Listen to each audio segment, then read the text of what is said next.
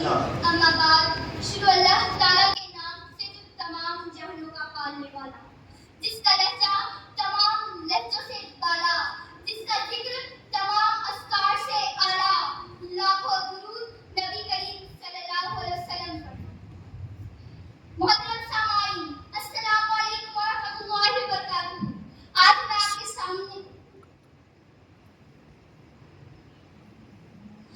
मैं आपके सामने असली और अरबी तालीम की अहमियत पर चंद गुजारिशात पेश करना चाहती हूँ।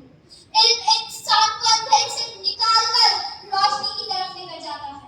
अल्लाह ताला ने कुरान में सबसे पहला हुक्म दिया, इक़रा, पढ़ो। इल्म की रोशनी और बुलंदी है जो इंसान को बुलंदियों पर लेकर जाती है।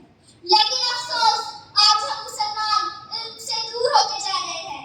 आज दुनिया में जिन कौमों ने साइंस और टेक्नोलॉजी में तरक्की की, वो दुनिया पर हुक्मरानी कर रहे हैं। लेकिन हम मुसलमान जो कभी दुनिया के उस्ताद हुआ करते थे, आज तालीमी मैदान में सबसे पीछे है। हमारे बच्चे मदरसों और स्कूलों के बजाय बाजारों में या मोबाइल पर वक्त ज़ाया कर रहे हैं।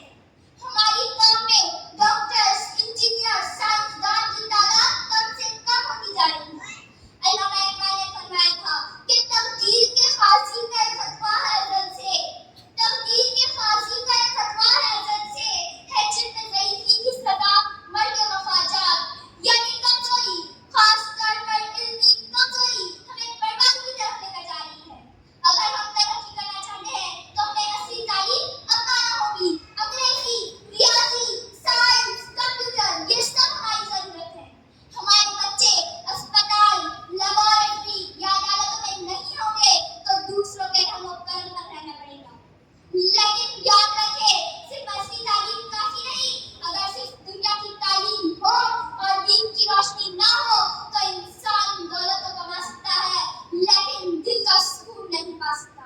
इसलिए अरबी तालीम भी जरूरी है, क्योंकि अरबी ज़बान कुरान की ज़बान है और नबी करीम सल्लल्लाहु अलैहि वसल्लम की ज़बान है।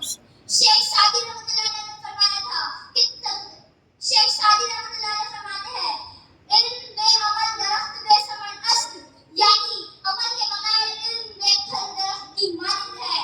हमें दोनों की तालीम अपनाना होगी।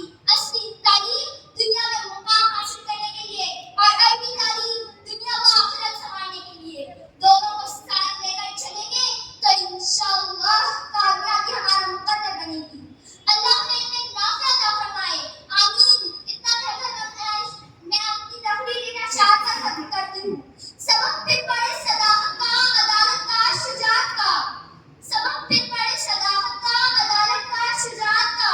लिया जाएगा तुझसे काम दुनिया की इमामत का, लिया जाएगा